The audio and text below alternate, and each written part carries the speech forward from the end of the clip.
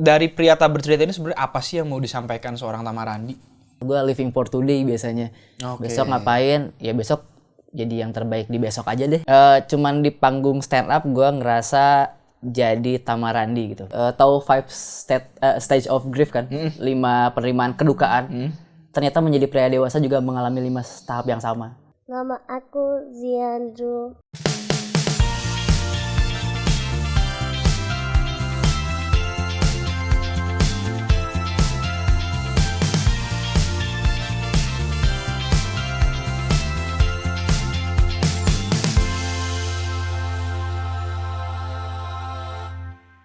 Halo semuanya, welcome back to Chamber Talks with Raffi Andika. Dan seperti biasa, kalau nanti ngomong apa sih? Kalau tidak lihat Raffi Andika lagi di Instagram story nyukur jenggot, kalau lagi tidak lihat Raffi Andika di panggung ataupun di studio, artinya kita lagi di kamar yang sangat nyaman ini. Dan hari ini spesial di kamar Chamber Talks ini, di The Chamber, kita kedatangan seorang multi talenta ya. Saudara bapak-bapak satu ini, kawan saya ini berkecimpung di dunia komedi ya. Pengusaha iya. Dan ternyata beliau ini seorang rapper. Nah, kita langsung tanya-tanya sama Mr. Tama Randi. Halo Pak. Gimana Pak? Sehat, Pak. Alhamdulillah. Biasanya ketemu Bapak ini saya dikeroyok di podcastnya nih. Iya. Iya, saya keroyok di podcastnya. Soalnya Tama Randi ini teman-teman itu sibuk juga jadi host podcast. Yes, betul punya podcast juga. Nah, bentar nih Pak. Ini host podcast iya. Iya. Komedi iya. Stand up ya. Iya. Pengusaha. Iya. Nasi goreng kan. Ya. Jos itu. Tukang nasgor lah. Tukang nasgor Tiarbah tuh kalian harus tahu. Terus ada juga sekarang single Pria Tak Bercerita. Yes. Mungkin kita ini saking luar biasanya seorang Tama Randi ya, saya harus mengurut dulu dari pertama. Mungkin yang mau ditanya adalah kenapa banyak banget Pak? Ini jalan pilihan karir Anda kenapa banyak sekali? Semuanya tuh sebetulnya apa ya? Pengennya jadi spesialis tadinya, pengen jadi spesialis, jago banget di satu bidang pengennya. Cuman dari dulu memang suka banget ngulik hal-hal baru ya. Jadi akhirnya juga ternyata nggak pernah jadi expert jadinya. Sebetulnya di podcast juga kan bukan dalam tanda kutip tokoh utama. Oke. Karena nggak bisa jadi tokoh utama di satu cerita, ya udahlah jadi sidekick tapi di banyak cerita aja gitu. Wah, Gitu. Oke. Rencananya. Karena tidak bisa menjadi main character, beliau menjadi sidekick di banyak cerita. Iya. Oke, tapi kenapa akhirnya, nah ini yang mana dulu nih? Podcast kah, komedi kah, bisnis atau nge-rap nih? Kalau awal banget kan pindah ke Bandung tuh kuliah awalnya dulu. Oke. Terus kalau ngomongin karir secara profesional, pertama justru media radio. Oh iya, Di radio 2009. Setelah lulus kuliah tuh gawe di radio dulu. di Bandung? Bandung? Oke. Oke, gawe di radio. Hampir nyobain semua bidang di radio pun. Pernah jadi operatornya, pernah jadi produsernya, siaran sedikit-sedikit, off-air sedikit-sedikit. Jadi memang kayak karena tadi lah udah nyobain sidekick di banyak bidang dulu deh. After radio, bisnis, after bisnis, stand up. Kalau secara urutan. Itu tuh kerja di radio tuh barengan sama ngeband dulu. Ngeband? Ngeband dulu. Banyak sekali ya pilihan karir ya, luar biasa Bapak ini Nggak ya. ada yang jadi, Bang. Oke, ngeband ya. Ngeband main apa? Nge-rap, di band gue udah nge-rap. Oke. Di band udah nge-rap. Itu sebetulnya dulu tuh nge-band tuh 2009 barengan kerja di radio. Itu tuh nge-rap tuh karena emang nggak bisa alat musik, nyanyi biasa aja, jadi nge-rap aja. Oke. Pilihan keterpaksaan diajakin teman-teman, ya udah nge-rap deh gitu. Pengen jadi anak band tapi nggak punya skill. Biasa. Oke. FOMO tehnya. FOMO, semua jadi anak band, aduh bisanya apa ya? Anjir. Tapi gue bisa nulis lirik loh gitu. Oh. Gitu ya udah nge-rap itu menarik. gitu. Akhirnya di band itu nulis lirik sama nge-band. Bandnya juga sebetulnya pada masanya ya di Bandung tuh disebut mediocre tuh enggak, tapi lumayan lah udah mulai manggung-manggung pensi dan segala macam. Off-air ada lah ya. Off-air udah ada lah sampai kayak ke kampus-kampus ke Jakarta segala macam udah jalan. Itu nge-band circa 2009 sampai 2015-an. Cukup lama. Cukup lama. 6 tahunan ya. 6 tahunan lah kurang lebih. Itu berarti genrenya apa kalau boleh tahu bandnya? Bandnya akustik folk pop gitu, indie pop gitu. Indie pop ada rapnya? Iya ada rapnya tapi akustik. Namanya? After Isya. Serius nih, After Isya? Yes. Isya sholat? Yes. Kenapa After Isya. Kenapa After Isya? Terinspirasi dari dulu ada band sore kan. Dulu ada sore. terus ada band apa dulu namanya? Pokoknya konotasi waktu aja. Bercanda sama teman-teman band kita namanya apa ya? Ya udahlah Bada Isa gitu. Wow. Itu. Wah. Tapi ini bukan band religi kan? Bukan, Oke. bukan. Itu band senja-senjaan tapi nggak pas timingnya karena waktu itu belum musim. Senja-senjaan belum musim Pak waktu itu Pak. Kita terlalu beyond tapi jadi nggak laku karena duluan banget. Lain Payung Teduh tahun segitunya. Kita paling dulu belum naik pas 2009 tuh justru. 2000 maksudnya setelah 2011. Iya, waktu itu paling dulu naik. Oke. Nah, kita tuh berdiri pas zaman popang banget. Ya Allah, 2011. benar di antara gempuran popang. Yes. Akhirnya datang after Isya, teman-teman. Betul. Tapi kenotis juga sama teman-teman. Makanya saya kenal ya beberapa teman popang kan dari After Isya karena sering manggung bareng popang kita dulu. Berarti sama Rocket Rockers. Rocket Rocker sama Buckskin Bagel Oke. sama apa? Iya, di situ tuh sama band popang lama jadi kenal Kang Bob, Melodika dan lain-lain itu Iya, tahu Bob. After Isya. Si Kang Bob malah pernah Kang Bob atau Dibzi ya yang pernah nge-cover. Kita kan nggak pakai drum, cuman pakai kahun, di cover drumnya, dibikinin drumnya. Sama Bob Melodika. Kalau nggak salah ya Bob, Bob. zaman itu Pak Bob ya. Ini folk di drumin saya nggak kebayang, Bob. Luar biasa, Anda luar biasa. Enak. Oke. Tapi tadi ceritanya adalah pada saat kuliah nih, Yes. Pak Tama. Nah, pas kuliah itu sambil ngeband, terus habis itu gimana? Abis lulus kuliah masih ngeband sama gawe aja di radio dulu. Nah, radio tadi. Yes, terus 2012 ketemulah stand up. Oke. TV. Oh enggak, masih 2012 itu kan masih baru-baru ya. Jadi 2012 itu memang nonton dulu yang off airnya sama nyobain open mic dulu. Oke. 2013 awal atau 12 akhirnya mulai stand up, open mic lumayan keliling. Kebetulan juga waktu itu lagi kerja di salah satu perusahaan yang dia itu cabangnya banyak lah di setiap kota nasional tuh ada. Waktu itu jadi PR dan keliling kan. Jadi keliling Indonesia mau nggak mau. Itulah pertama kalinya kenapa cepat bertumbuh dan kenal banyak anak stand up karena tugas di Medan Tam 1 minggu, oke 1 minggu di Medan, ya udah open mic sekalian deh di Medan. Oke. Kenalah sama JG sama Lolok. Tugas di Surabaya Tam, seminggu open mic gitu terus. Dan tahun yang sama 2013 awal masuk Metro TV juga. Waktu stand up masih di Metro kan waktu itu. Iya. Itu sih awalnya stand up. Oh. Sebentar. Suci pernah? Suci enggak? Suca. Sampai di TV. Sampai TV season 1. Season 1. Season 1. Wah, ini dengkotnya ini. Season 1. Season 1 tuh enggak ada audisi loh. Oh iya? Enggak ada audisi. Jadi langsung aja. Langsung aja. Itu dipanggil aja di searching ya, maksudnya lihat-lihat video produsernya manggilin komik yang dirasa udah oke. Makanya ada beberapa alumni Suci yang udah kontraknya habis sama TV itu dipanggil sama Indosiar buat masuk Suca 1 gitu-gitu. Oh gitu. Ya. Dan lucunya gue tuh sebetulnya di Suca 1 sebetulnya nggak masuk awalnya. Karena? Dulu tuh kan Suca 1 tuh kan Suca akhir-akhir jadi 48 peserta dan segala macam ya. Suca 1 tuh cuman 24. Oke. Udah kepilih nih 24 nih. Heeh. Pas produsernya screening lagi, di 24 ini nggak ada representasi komik Bandung. Oh, Atau stand up Indo Jabar. Bandung nggak ada. Nggak ada. Jabar nggak ada. Sedangkan kan Indosiar tuh Semua stand up Indonesia. iya, betul. dan Jabar tuh lumayan tinggi ratingnya. Akhirnya dari 24 ini di kick 1 nyarilah komika Bandung. Itu pun awalnya bukan gue sebetulnya. Gusman. Gusman Sige. Iya, harusnya Gusman. Cuman pas waktu itu Gusman materinya masih ngondek-ngondekan. TV lagi nggak boleh ngondek-ngondekan. Dicoret lah. Diganti sama Anto. Berarti kadang-kadang oh. Asalnya Anto. Tapi Anto kan terlalu Betawi. Diganti lagi. Nah, gue tuh pilihan ketiga. Ya Allah, Pak. Tapi rezekinya jadinya Suca 1. Memang gitu. jalur ya.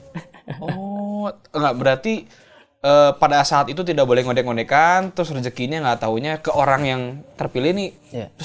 terchoice malah ya. Ya. Terchoice, oke. Oke, itu tadi mengenai komedi nih, Pak Tama. Terus habis itu apakah setelah itu sampai hari ini, sampai 2025 nih, Ya. masih aktif di Stand Up Indo Bandung berarti? Masih sangat masih sangat into justru ke dunia komedi ini, Oke. ke dunia stand up ini karena memang pada dasarnya suka ya sama stand up. Kedua, nggak tahu setelah jatuh cinta stand up tuh jadi me time. Kalau buat gue tuh me time, stand up tuh me time. Cuman di panggung stand up gue ngerasa jadi Tamarandi gitu. Maksudnya kalau di luar panggung stand up tuh banyak peran yang gue jalanin kan. Tadi itu sidekick tadi. Iya, ya jadi pegawai, jadi ayah, jadi suami, jadi bisnismen. Tapi kalau di stand up di panggung, nah itu Tamarandi sesungguhnya lah, gimana Tamarandi maunya aja loh di panggung bebas gitu. Makanya masih into sampai sekarang. 12 tahun lebih ya. Masya Allah. Nggak gampang sih itu. Maksudnya untuk mengkonsistenkan sesuatu lebih dari 10 tahun aja. 5 tahun, 10 tahun itu udah luar biasa. Makanya 12 tahun masih aktif di Stand Up Indo, tapi sambil juga berbisnis. Nah, itu gimana ceritanya berbisnis ini? Awalnya kan selalu kerja ya, jadi karyawan terus di mana-mana. Cuman ini juga di bisnis yang sekarang itu tuh nggak sendiri sebetulnya, ketemu teman-teman lama yang udah jalanin bisnis, terus tertarik juga teman-teman lama ini tahu track record gue di dunia kerja kayak gimana, nawarin lo mau join gak ke bisnis kita, tapi ya bukan join sebagai pekerja, yuk kita bisnis bareng gitu. Akhirnya nyobain walaupun blank banget sebetulnya di dunia kuliner. F&B tuh nggak ada pengalaman, gue kan media lamanya di media gitu. Wah, F&B ngapain gitu. Akhirnya ya udahlah. Terjun sekali, terus di awal terjun bisnis sekolah dulu, sekolah short course 6 bulan 3 bulan tentang F&B gitu. Ya udahlah akhirnya jalan sekarang udah tahun ke-3 ke-4 untuk di F&B nih bisnisnya gitu. Wow, Nasgor Tiarbah. Betul. Kalau kalian itu di Bandung aja sekarang atau udah di mana-mana Tiarbah? Asap Tiarbah itu ada sekarang yang aktif itu ada 18 cabang, mitra. Paling barat ada di Medan. Nah itu, makanya nggak mungkin di Bandung doang. Tiarbah tuh sangat mendunia guys, Indonesia. Sampai Makassar. Sampai Makassar. Ya. Masya Allah. Dan itu salah satu hobi juga kah akhirnya? Iya, ternyata menyenangkan sih. Emang dari dulu juga suka kuliner, dulu suka masak juga sebetulnya. Suka masak juga. Tapi memang kalau masak tuh salah satu yang tidak ditekuni dan jadi sesuatu ya. Cuman as a hobi tok aja gitu. Oke.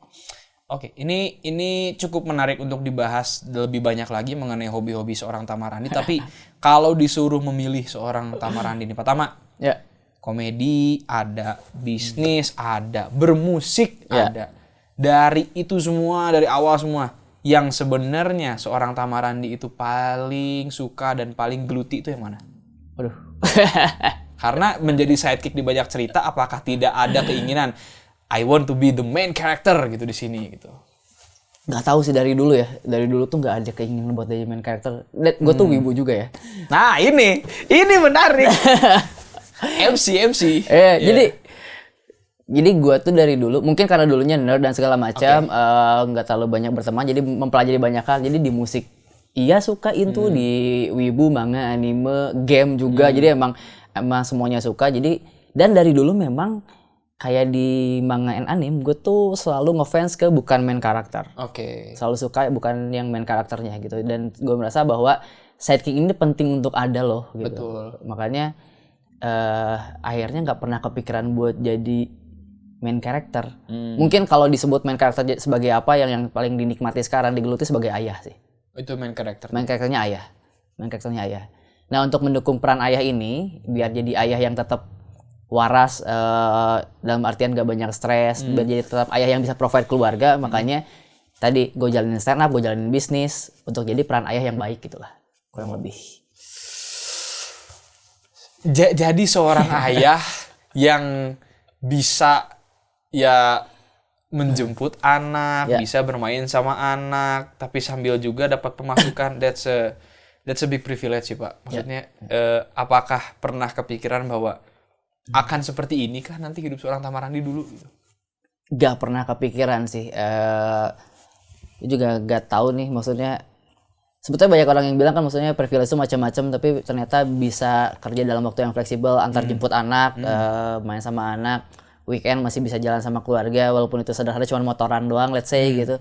Ya itu mewah sih, karena kan kemewahan tuh beda-beda bentuknya, nggak selalu materi ya. Nggak pernah kepikiran bisa di titik ini, dan memang karena dari dulu juga mungkin tipikal yang nggak mikir panjang, nggak jauh gitu, kayak target 5 tahun ke depan ngapain nggak tahu lah, gue living for today biasanya. Besok ngapain, ya besok jadi yang terbaik di besok aja deh gitu, nggak tahu mau ngapain. Makanya sangat bersyukur dengan apa yang terjadi sekarang. Alhamdulillah. Alhamdulillah. Oke. Eh. Emang enggak? Siapnya tapi Sambil nyemil dulu ya. Sambil nyemil. aman. Lenis, terima kasih seperti biasa Lenis Teras mantap dikasih ya. cookies, dikasih cemilan, bari ngobrol. Kalau orang Sunda bari ngopi. Bari ngopi. Bari ngopi. Pak, tapi sebelum ke Bandung asal dari mana, Pak? Cianjur kalau nggak salah. Cianjur betul. Tah. Kenapa akhirnya memutuskan untuk menempuh pendidikan di Bandung? Pertama cuacanya nggak sepanas Jakarta ya. Penting nggak tuh? Ya, cuaca berarti ya. Karena di Cianjurnya juga bukan di Cianjur kota tapi di dekat puncak Cipanas. Wih, enak. Daerah gunung, di kaki Gunung Gede Pangrango, kalau orang tahu Gunung Gede Pangrango. Yo, Nah, di kaki gunungnya ada ya kebon teh Sarongge. Nah, di situ tinggal. Oke. Jadi kalau pas ke Jakarta tuh jauh banget. Pertama cuaca, kedua nggak tahu, betah aja. Jadi zaman SMA pernah sekali bolos ke Bandung. Kelas 1 SMA kalau nggak salah. Bolos ke Bandung buat nonton Spider-Man yang Tobey Maguire yang kedua. Spider-Man 2. Oh, yang nonton Ok. 2000 berapa? 2003, 2003 ya? 2003-an. Dan mengasihkan di Bandung gitu. Terus nggak tahu dari dulu tuh kan, nggak tahu anak Cianjur tuh ada obses sama Unpad gitu-gitulah. Oke. Akhirnya nyobain, ya udah lolos ke Unpad juga, lanjut. Betah udah sampai sekarang. Jadi sekarang umur 36 kan? 18 tahun hidup di Cianjur, 18 tahun udah di Bandung. Jadi udah Setengah-setengah nih. setengah-setengah nih. Bahkan kayaknya bakal lebih lama di Bandung kayaknya. Jadinya. Punten, istri ketemu berkeluarga segala macam itu di Bandung berarti? Di Bandung, Isan juga orang Bandung sebetulnya. Istri yang Bandung. Asli Bandung. Oke. Walaupun ada daerah Palembang tapi asli Bandung. Oke. Nah, beberapa hal yang menarik soal Tamarandi ini tadi kita sebutkan ada satu sidekick jobnya beliau adalah menjadi seorang musisi. Tadi ada After Isya, ada itu nge-rap. Terus tahun 2025 berarti ya, ini 2025 Ya. Tamarandi, the rapper, comeback guys. Merilis sebuah lagu berjudul Pria Tak Bercerita. Yes. Nah, ini menarik. Kenapa Pria Tak Bercerita? Aduh, ini juga disebut comeback juga lucu ya, maksudnya belum pernah solo karir soalnya, jadi comeback amat ini memulai solo, jadi solois di umur 36 ini mau kemana gitu. Tapi emang ya karena si Belagu Podcast kan sekarang nge-tag di studio dan ketemu banyak komunitas rapper sebetulnya. Itu awalnya ketemu banyak komunitas rapper, mereka tahu After Isya, terus mereka pada sering banget nanya, dong bikin lagu lagi solois aja, kita bantuin. Jadi mereka yang nge-push terus mau bantuin, mereka bikinin musik dan segala macamnya. Dan di nada pertama langsung ketemu bahwa itu liriknya harus pria tak bercerita, nggak tahu kenapa. Pria tak bercerita. Nada itunya. Okay. Nada itu yang bikin kalimat pria tak bercerita. Sisanya ngalir. Lirik lu sendiri berarti? Ya, all. Masya Sendiri. Allah, keren. Terus kenapa Dino Chow? Kenapa mas-mas ahli jalan tidak melihat itu? Iya, mas. Ya, Daredevil. Daredevil dia. Matt Murdock dia. Matt Murdock diam-diam itu Dino Chow itu. Iya kan? Kenapa Dino Chow? Awalnya tadinya mau Gusman atau Kunz. Oke. Karena mereka juga vokal bagus.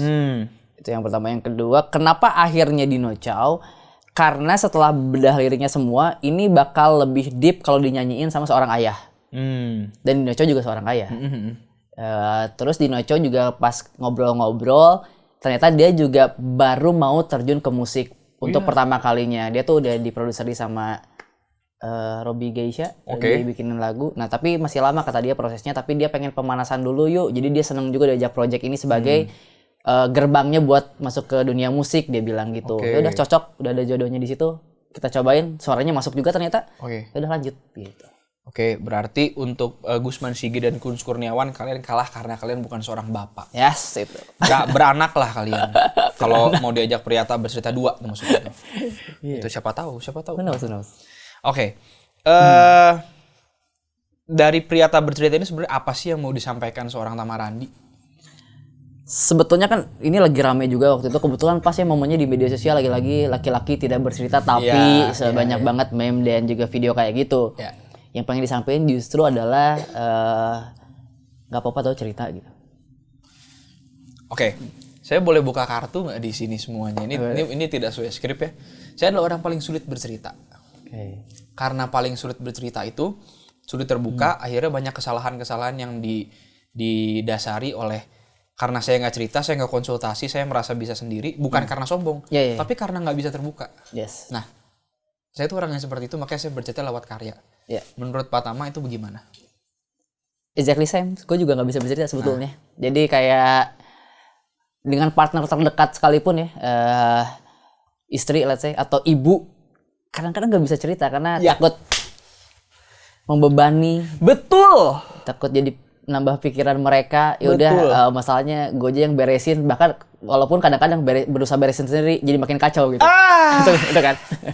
Pas saya boleh salaman dulu nggak Pak? Gitu banget Saya persis. Persis kan? Itu yang terjadi dan itu menjadi banyak salah paham. Betul. Salah paham buat pasangan, buat teman, buat orang tua. Disangkanya kita melakukan hal-hal yang tidak. Padahal kita mau menyelesaikan masalah itu pakai cara kita dan akhirnya itu take a toll on our mental state. Yang akhirnya itu jadi bikin kita kayak terkesan arogan. Yes. Terkesan sombong. Padahal enggak. Kita tuh berpikir yang... Nah, tapi Pak Tama alhamdulillah punya anak istri untuk rilis itu gitu. Iya. Nah, saya punya jalan-jalan, punya ketemu teman dan punya bermusik lah untuk rilis itu gitu. Number one rilisnya komedi. Number one rilisnya komedi. Oke. Yang bikin tetap bisa stay awake gitu terus Iya. sane, nggak jadi gila tuh komedi. Komedi kalau nggak ada itu juga nggak tahu. Sama kita keluarinnya lewat karya. Iya. Lewat karya. Memang ya I feel you bro, maksudnya kita sama nih. Susah loh. Susah. Kita selalu nggak pengen membebani orang lain. Ya jadinya kita memang sering disalahpahami sama orang. Itu apapun yang kita jalanin. Tapi memang ya untungnya harus ada etalase buat keluar itu ya. Mau tau nggak satu hal mengenai Tama Randi ini teman-teman, 2023 kita ketemu pertama kali. Iya, betul. Di Info BDG. Yes. Ingat banget waktu itu Pak Tama ini jadi MC. Iya. Jadi MC, terus saya kebetulan ada gig di situ, manggung juga, bawain beberapa rilis lagu juga. Ketika kenalan tuh udah klop aja, udah ngerasa kayak ada loh. Jadi untuk kami para introvert yang agak sensitif, introvert juga kan gitu, introvert yang agak sensitif tuh kayak pas kenalan pertama kali, misalnya kayak waktu ketemu sama Nuka, ketemu sama siapa waktu Anggi Marito, ketemu sama beberapa teman-teman yang introvert yang mentok kelihatan gitu, apalagi pas pertama gitu. Anjir ini bestie gue. Ini nyambung nih. Tapi antara orang yang tidak saling bercerita aja nggak mungkin bisa bercerita. Jadi ini minus ketemu minus yang tidak akan bisa menjadi positif. Betul. Nah, akhirnya kita rilisnya lewat karya tadi. Betul. Jadi untuk siapapun di luar sana yang sulit bercerita, we feel you.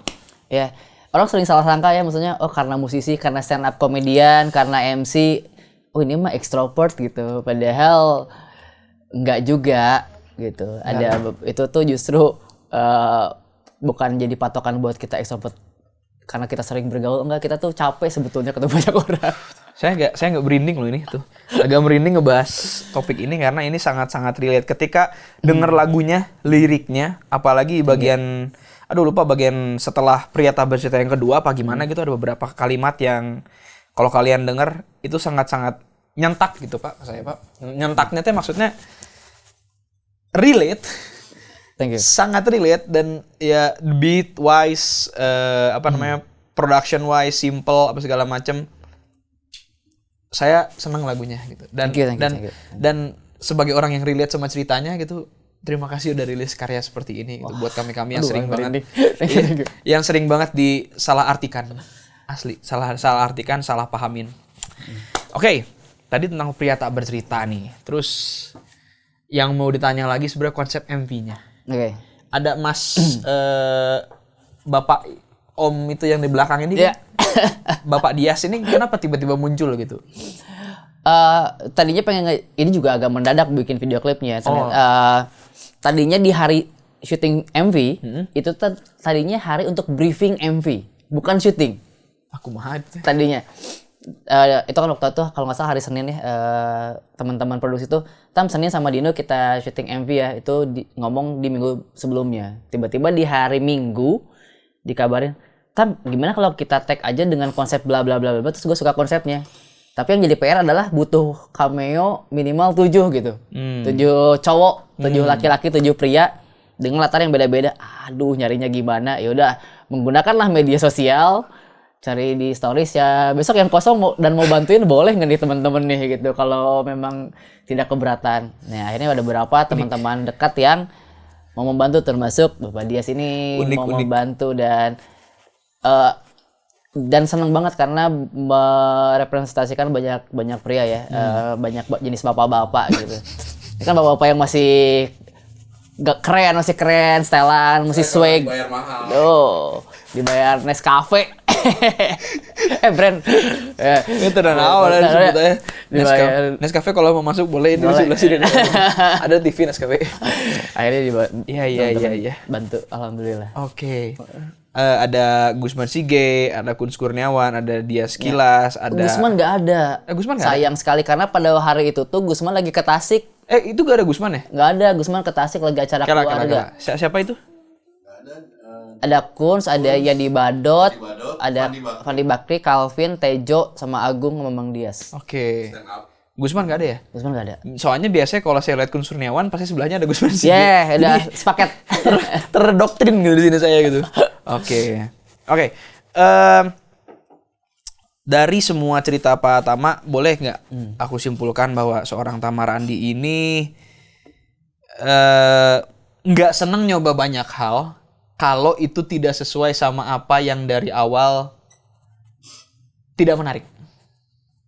Iya sih. Iya nggak? Iya juga. Karena kalau misalnya mencoba sesuatu yang baru untuk kita para introvert ini, kalau itu tidak menarik dulu, bukan karena ini harus gitu kan? Betul. Misalnya saya harus belajar nyetir, tapi saya nggak senang nyetir, tapi harus. Iya. Dibanding itu, saya senang jadi translator anime, misalnya Lebah Ganteng apa segala macam itu. Tapi saya tertarik bukan karena saya harus. Pertama begitu nggak? Yes. Oke. Jadi kalau emang karena suka dan tertarik, itu tuh lebih gampang jalaninnya sama lebih sedikit makan energi. Karena kitanya suka. Kalau melakukan karena harus tapi nggak suka, itu makan banyak energi. Jadi emang kayak ngatur, kalau kayak RPG itu kita tahu ada energi barnya, ada mananya. Mananya dipakai kemana nih gitu. Nah kalau jurus-jurus yang kita suka, dikit tuh mananya tuh. Tapi kalau yang kita nggak suka, ngabisin mana. Sehingga satu hari kalau ngelakuin yang nggak suka, bisa jadi itu doang nggak bisa ngerjain yang lain. Tapi kalau yang suka bisa ngerjain beberapa hal sekaligus. Tuh. Interesting. Kemudian itu apakah menjadi setelah, nah ini menarik nih untuk kita para seniman. Pernah nggak jenuh sama berkarya? Atau dalam keseriusan dan kekreatifan itu dalam prosesnya segala macam merasa kayak gua kan ngelakuin ini karena gua seneng, karena gua hobi. Tapi kok lama-lama gua jadi harus menghidupi dan bertanggung jawab mendapatkan pendapatan dari sini gitu. Pernah nggak? Alhamdulillahnya adalah ada bisnis dan kerjaan untuk itu. Oke. Untuk hidup. Sehingga tidak ada tuntutan di karya untuk menghasilkan sesuatu. Oke.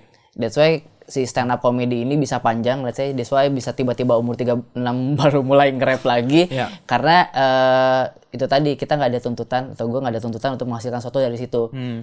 Makanya banyak yang nanya, Tam kenapa lu stand up 12 tahun nggak kemana-mana, dalam artian nggak ke Jakarta, nggak masuk TV, nggak main film atau apa. Ini mungkin terkesan kalimat pembelaan atau loser ya, tapi emang nggak pengen justru. Karena kalau sudah ada tuntutan dari sana, itu jadi kerjaan, larinya kemana gitu.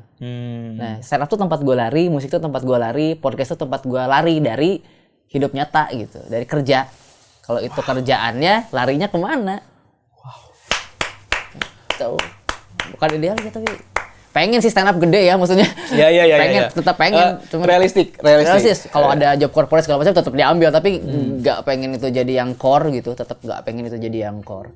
Ini vokalis band After Isa yang pertama kali nyadarin gue tentang itu. Dia itu hobi banget musik kan, ya maksudnya. Oke. Nah, dia itu keterima beasiswa bahkan di seni musik UPI. Tapi dia nggak ambil, dia malah ngambil jadi kuliahnya dia ngambil terapi wicara buat anak-anak yang kekurangan gitu ya. Jadi dokter lah, akhirnya dia di terapis itu di rumah sakit. Pas gue tanya kenapa lu nggak ambil beasiswa UPI, Karena gue suka musik. Kalau gue belajar musik dan jenuh sama musik, larinya kemana? Kalimat itu yang akhirnya jadi nempel gitu dalam banyak aspek akhirnya. Tama juga nih mau ngomong ke teman saya, Tama, makna Tama dia. Ini mungkin jawaban dari podcast kita part 2-nya ada di sini nih, Tam. Kayak tentang karya, tentang penjeduhan, tentang apa segala macem. Kalau saya sudah harus menghasilkan lewat karya, larinya kemana? Nah ini mungkin jawabannya. Soalnya makna Tama juga kedua kali dia kesini dia menceritakan soal keluh kesah gitu. Nah itu makanya Pak Tamarandi, alhamdulillah Pak, itu sebuah blessing. Bersyukur Allah ngasih jalan itu gitu. Jadi bisa ya hidup dari itu semua gitu. Iya, kerja mah kerja aja. Makanya nggak perlu ngelepasin kerjaan ya. Maksudnya apapun yang bisa kerjaan menghasilkan, mau stressful di kerjaannya nggak apa-apa selama ketika ada berkarya jadi rilis gitu. Oh keren. Oke, ini menarik nih. Ini kan Pak Tama tuh punya pilihan yang broad ya. Apakah anak Anda juga akan begitu nantinya? I don't know. Nggak tahu. Gue bebasin banget anak. Oke. Bakal bebasin mau jadi gamer sok aja, mau jadi YouTuber sok aja. Selama itu dia suka gitu. Mau nyoba sok aja. Jadi gue nggak bakal mau bawa anak gue sempurna di banyak hal. Tapi gue pengen mau ngasih tahu dia bahwa lu tuh ada tanggung jawab buat hidup. Carilah itu walaupun lu nggak suka nggak apa-apa. Tapi jalanin yang lu suka sebagai buat ngeimbangin hidupnya gitu. Ini aja gue sekolah anak dari mulai TK sampai sekarang masuk SD itu nggak pernah gue yang milih, anak yang milih. Oh iya. Nah jadi gue ikut trial ke banyak sekolah, habis itu gue tanya lo suka di mana, karena lo yang jalanin. Oh pengen sekolah yang ini, yaudah gue berusaha buat bayarin masuk sekolah itu, tapi lo di situ karena lo yang milih ya, enjoy sekolahnya. Gitu. Wow. Tapi ngomongnya harus pakai international language kah? Sekarang baru mulai bisa bahasa Indonesia, alhamdulillah. Oke. Nah, awalnya enggak. Oke, ini menarik untuk dipertanyakan nih ya. Awalnya pusing. Ini gimana ceritanya? Aduh, ini banyak yang nanya. Ada teman-teman yang nanya yang baru punya anak. Tam, gimana caranya anak bisa fluent banget bahasa Inggrisnya segala macamnya? Sumpah, nggak tahu, nggak ngerti. Kalau jawab ya nonton YouTube bahasa Inggris. Anak gue juga nonton YouTube bahasa Inggris, tapi nggak kayak gitu jadinya. Atau diajak ngomong bahasa Inggris setiap hari, enggak juga, tapi emang nggak tahu gift kali ya, dia nonton bahasa Inggris lebih tahu duluan di sana, mungkin punya bakat di linguistik mungkin. Ibunya juga kalau diajak dia ngomong bahasa Inggris jawab pakai bahasa Inggris juga bisa, gue sedikit bisa bahasa Inggris untuk menjawab. Akhirnya di umur ya TK, pas TK tuh dia beneran nol bahasa Indonesia tuh nol banget. Gak bisa banget pas TK bahasa Indonesia. Akhirnya pusing cari sekolahnya kan. Ini agak mengejutkan ya ini ternyata. Tarik. Zi, come here. Put your handphone first. Come here. It's okay. Oke. Kamera. Nah, you answer after my friend. Okay? What's your name? Ziandro. How old are you? 7. 7. Can I ask, where did you learn English? Where you speak English?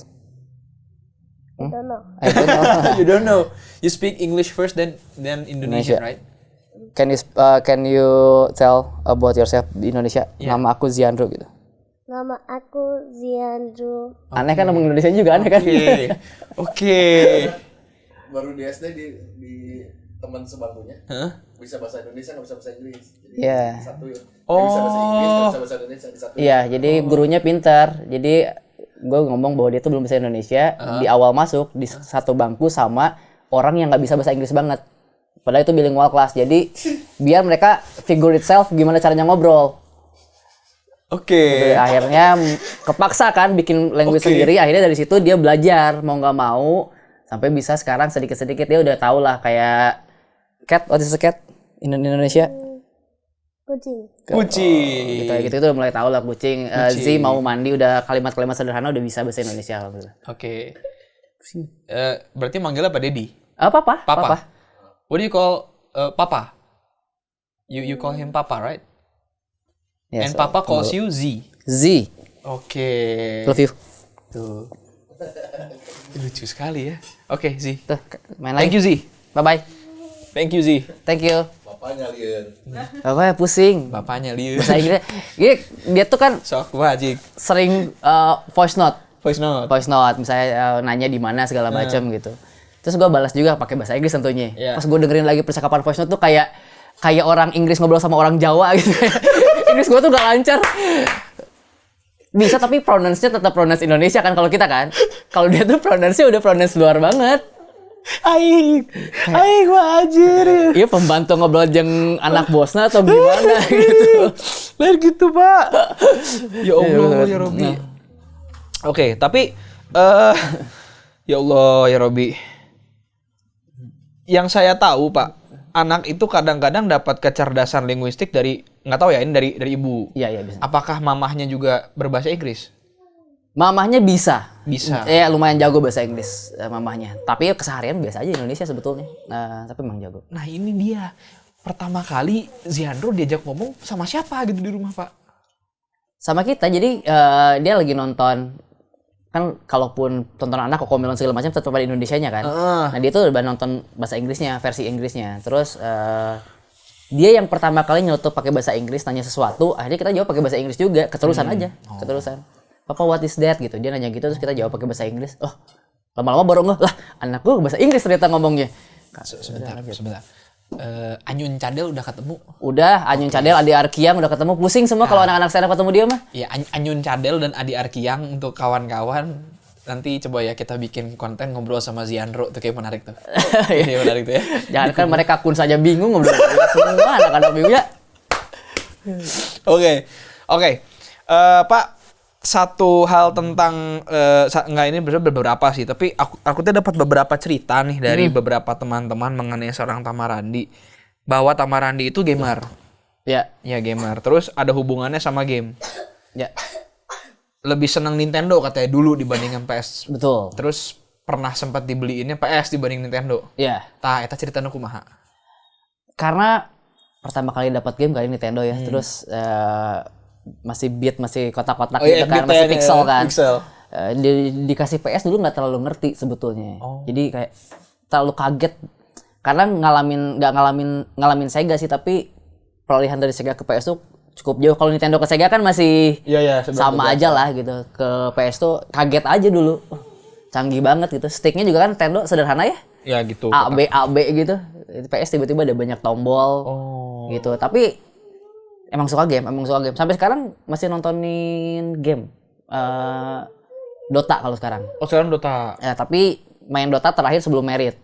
Setelah Merit tuh udah gak main lagi Dota karena ya ngabisin waktu banget kan, Dota harus fokus segala macam. Tapi masih nonton. Kayak ada pertandingan Dota, tim-tim Dota sekarang, bursa transfernya. Itu tadi gue tuh terlalu generalis, suka semua hal kayak Dota ngikutin transfernya, permainannya apa, basket Indonesia, IBL ngikutin, tahu transfer dan segala macam. Ya tapi kalau game emang suka banget. Oke. Nintendo tuh nostalgia. Udah susah tapi nyarinya. Itu berarti harus main sama itu, Pak Dias. Aldo Khalid. Harus main sama Mas Aldo. Itu God of Toy. No. Itu harus main sama God of Toy. Itu mainannya beliau banyak sekali. Anak berarti kalaupun nantinya memilih jadi gamer tadi juga nggak apa-apa. Nggak apa-apa. Dia suka nonton YouTube. Dia jago main gamenya. Ya, game-game yang Gak apa-apa, Pak. kayak Roblox, Minecraft. Wow. Itu tuh gue aja mainin susah gitu. Permainan game alpha, gen alpha ya? Gen alpha, ya. Dan dia tuh niat kayak ulang tahun pengen apa? Pengen Roblox coin. Oh. Gitu udah beda mintanya. Oke. Anak sekarang ya. Oke. Pak, mau tiba-tiba ya mah random, Pak. Tiba-tiba aya kodok lempar kumaha, Pak? Wah, lari udah. Gak kontrol orang kalau kodok. Mau aya kodok, Pak? Wah, enggak. Nah, itu kenapa, Pak, ceritanya, Pak? Dengan kodok ada fobia kah? Yes. Kodok. Sampai sekarang. Oh. Sampai sekarang. Kecoa apa mah hayulah gas, kecoa mah gue tangkepin. Oke. Ular hayu, kodok doang sih, nggak tahu. Dan fun fact, gue kan 4 bersaudara, cowok semua, 4-4-nya. 4-4-nya takut kodok? Iya. 4-4-nya. Nggak tahu. Oke. 4-4-nya. Oke. Kodok itu ya. Kodok ya. Karena dulu pernah lompat dari sepatu kodok ke muka.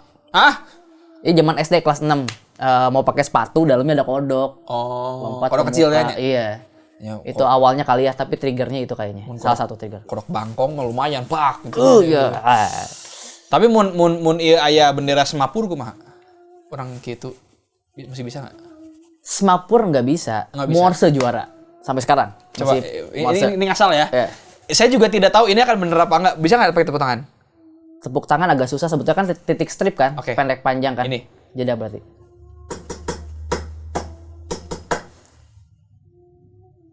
SMS. Oh iya, itu SMS. SMS ya. Oh, anjir. Titik 3 S strip 2 M. Wow. Juara sejauh barat gua zaman SMP. Oh iya. Morse. Coba Morse yang paling panjang apa? Sebetulnya Morse tuh kata kalau urutan sih titik strip A, strip titik titik titik B, strip titik C, D, strip titik E titik F, titik titik strip titik FG, strip titik H titik 4 kali, J titik strip 3 kali. Masih ingat lah kalau semua huruf.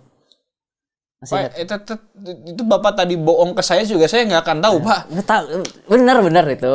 Coba yang tahu Morse bener. Gue masih hafal Morse sampai sekarang. Nanti tolong ya, Cio, fact-nya. Ini fact-nya tolong Morse. Menarik. Kode Morse. Kode Morse juara. Oke. Satu pertanyaan terakhir mengenai Tamarandi. Tamarandi ini tadi bilang bahwa seorang Tamarandi ini sidekick di berbagai cerita. Yes. Punya lagu Pria Tak Bercerita. Dan akhirnya punya seorang anak yang juga jago dalam bahasa Inggris gitu. Ya.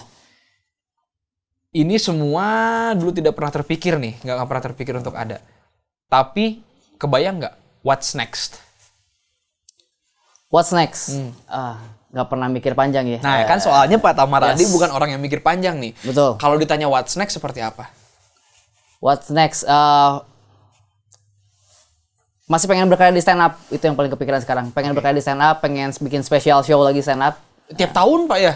Edan. Hampir tiap tahun dia. Luar Dan biasa. kemarin sih libur dulu, tapi tahun ini ada lagi. 2025 ada lagi. Oke, terus? Temanya tentang pria nggak bercerita. Temanya tentang menuju tentang gimana pria menuju ke kedewasaan. Saya banget sekali. Yes. Saya sekali itu. Ya. Ketika kita menjadi dewasa, punten jadi agak curhat ya teman-teman. Ketika kita menjadi dewasa, ada fase di mana ketika kita menjadi dewasa, kita tidak bercerita dan kita mencoba menyelesaikan semua sendiri. Even though it went to disensor, tolong. Even though it went, tapi ya kita berusaha sebagai pria lah. Iya. Menghasilkan yang terbaik, memunculkan yang terbaik, meskipun akhirnya banyak konsekuensi dari apa yang kita lakukan, disalahartikan, disalahpahamin, dan menyerang ke sekitar kita gitu ya. Ya. Tapi ya namanya pria tetap harus life must go on. Betul. Sedikit aja terakhir nih, menurut gue ya, tahu 5 stage of grief kan? 5 penerimaan kedukaan. Ternyata menjadi pria dewasa juga mengalami 5 tahap yang sama. Gimana tuh? Pasti denial dulu bahwa kita harus punya tanggung jawab, denial. Abis itu anger, kita marah pada semua hal, bahkan bukan banyak hal. Abis itu bergain, kita mulai mencari pembenaran.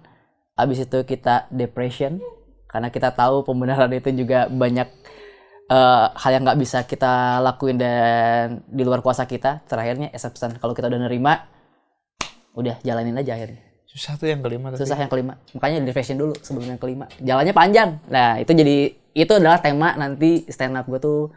Alur 5 itu bagaimana menjalani setiap stage-nya. Ini saya berasa ngomong sama ini loh, professional help jadi di sini. Gitu. Karena jujur saya orang yang sulit bercerita, sulit terbuka, dan bahkan kalaupun mau cerita, ujung-ujungnya apa yang intrusif dan akhirnya menjadi bohong. Oke. Itu satu kasus namanya mitomania. Mitomania. Orang pernah mengalami fase itu gitu. Jadi karena nggak bisa bercerita, nggak bisa terbuka, gugup ketemu orang, setiap ditanya apa segala macam, padahal kita nggak bohong, tapi jadinya intrusif, yang kepikir jadi bohong, and that's mentally wrong. Yes. Dan saya tahu itu salah, makanya berangsur diperbaikilah. Ya. Terima kasih banyak Pak Tamarandi. Sama-sama Pak Dika. Tepuk tangan semuanya buat Tamarandi. Seru. Gila men, deep, seru. Pak Tama, sukses buat singlenya. Amin, Sukses thank buat you. semuanya. Dan tahun ini kita tunggu berarti tour Pria Tak Bercerita. Ya. Stand up comedy show. Tadi 5 stages of being an adult. Being adult ya. Being adult man. Adult man. Itu dia. Dan seperti biasa dari Chamber Talks dan Lenis Teras, kita punya oleh-oleh buat tamu-tamu, teman-teman yang datang ke kamar ini. Silakan Pak Thank Tama. you. Boleh dibaca, itu ada tulisannya. Wow, Dear Tamarandi, menjadi pria sejati bukanlah perkara maskulinitas, melainkan kualitas. Wah, Deep, thank you, Lenis. Thank you, Firma. Luar biasa. Pokoknya kalau mau dicek sosial media di mana Pak Tama? Tamarandi. @tamarandi nyambung, TAMA Randy ya. Tapi Tamarandi itu asli namanya tuh Pak Tamatnya Randi dulu kan? Randi Pratama. Oh. Randi Itu Pratama. nama gaul guys. Itu stage name. Stage name. Segitu dulu untuk episode kali ini. Kalau kalian suka boleh like, comment, share, subscribe. Dan jangan lupa komen-komen di bawah. Siapa tahu ada komen-komen dari Mr. Tamarandi yang relate sama kalian. Cerita-cerita lah. Siapa tahu ada cerita juga yang ternyata pria tak bercerita. Bolehlah cerita dikit di komen. Ya, nggak pria juga boleh. Tapi pokoknya kita sama-sama cerita ya, teman cerita. Terima kasih Pak Tamarandi. Sampai ketemu lagi. See you guys on the next episode. Peace.